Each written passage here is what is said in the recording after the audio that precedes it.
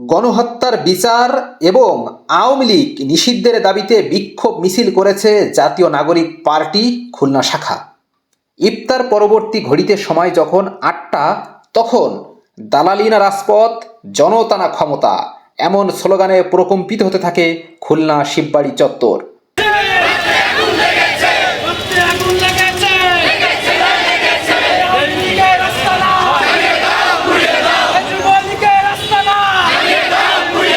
জুলাই বিপ্লবের মাধ্যমে সরকারে বসে ইন্টেরিম।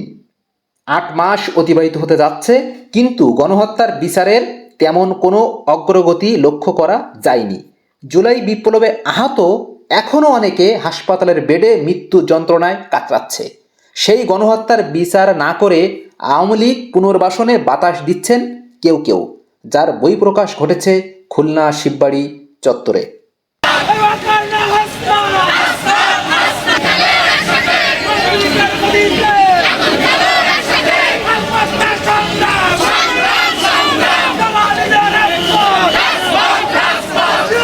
আওয়ামী লীগ নিষিদ্ধের দাবিতে শুধুমাত্র খুলনা নয়, বিক্ষোভ হয়েছে রাজধানী সহ দেশের বিভিন্ন জেলা শহরে।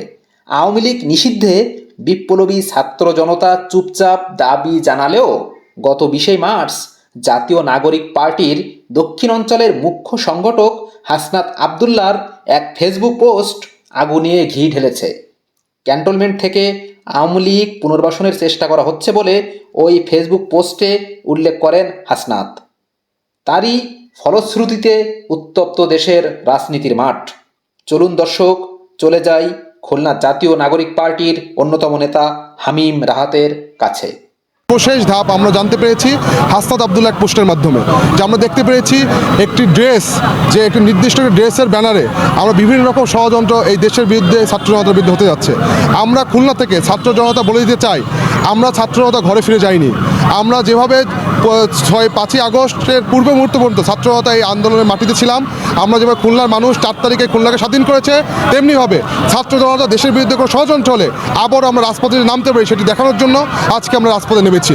এবং যতক্ষণ পর্যন্ত এই হাসিনার আমলের যে আওয়ামী সরকারকে আমাদেরকে নিবন্ধন বাতিল এবং তাদেরকে এই বাংলাদেশের মাটি থেকে নিষিদ্ধ ঘোষণা করা না হবে, ততক্ষণ পর্যন্ত আমরা রাজপথ ছাড়বো না। আমরা একসাথে এই আন্দোলনটাকে সামনের দিকে এগিয়ে নিয়ে যাবো ইনশাআল্লাহ। আওয়ামী লীগ যে সংগঠনটা আছে সেই সংগঠনের বিচার কার্যকরের দাবিতে আজকে আমাদের বিক্ষোভ মিছিল। আমরা সম্প্রতি লক্ষ্য করছি যে আমাদের সেনাবাহিনীর প্রধান ওয়াকার সাহেব, তিনি হচ্ছে বাংলাদেশের শেখ হাসিনাকে বা হচ্ছে আওয়ামী লীগ সংগঠনকে আবার ফিরিয়ে আনার একটা ব্যবস্থা বা পরিকল্পনা করছে, যেটাকে রুখে দেওয়ার জন্য আমাদের হাসনাত আবদুল্লাহ ভাই তিনি হচ্ছে সেটা প্রত্যাখ্যান করে সেই মিটিংটা শেষ না করে সেখান থেকে উঠে চলে এসেছে এবং তিনি ছাত্র জনতার মাঝে তার যে বার্তা ছিল সেটা প্রেরণ করেছে।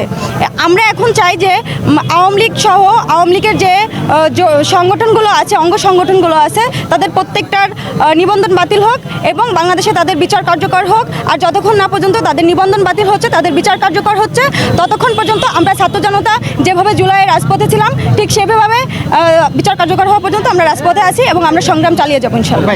এদিকে খুলনা ছাত্র অধিকার পরিষদ কর্তৃক আয়োজিত ইফতার মাহফিল এবং আলোচনা সভা অনুষ্ঠিত হয়েছে। ইফতার পূর্ববর্তী সময়ে ছাত্র, যুব এবং গণ অধিকার পরিষদের নেতৃবৃন্দ রমজান, সিয়াম সাধনা এবং আত্মশুদ্ধির মাস বলে বক্তব্যে তুলে ধরেন। উক্ত ইফতার মাহফিলে প্রধান অতিথি হিসাবে উপস্থিত ছিলেন খুলনা বিভাগীয় ছাত্র অধিকার পরিষদের সাংগঠনিক সম্পাদক জিহাদুল ইসলাম ইউসুফ। পরবর্তীতে ইফতার এবং মাগরিবের নামাজ শেষ করে সকল নেতাকর্মীদের সমন্বয়ে ইসরায়েলি আগ্রাসন এবং আওয়ামী লীগ নিষিদ্ধের দাবিতে গণ অধিকার পরিষদের কার্যালয়ের সামনে থেকে বিক্ষোভ মিছিল বের করেন। মিছিলটি নগরীর প্রধান সড়ক প্রদক্ষিণ করে কার্যালয়ের সামনে এসে শেষ হয়। পরবর্তীতে নেতৃবৃন্দ আওয়ামী লীগ নিষিদ্ধ এবং গণহত্যার বিচার চেয়ে বক্তব্য রাখেন। আওয়ামী লীগের রাজনীতি 5 আগস্টেই মৃত্যুবরণ করেছে। 5 তারিখে এদেশের ছাত্র যুবক জনতা আওয়ামী লীগের রাজনীতির দাফন সম্পূর্ণ করেছে। এখন যারা ব্যাঙের মতো ফল পাচ্ছেন, তাদেরকে বলতে চাই, ওই কবরের উপর যতই লাফালাফি করো, তোমার ওই নেত্রী আর ফিরে উঠে আসবে না।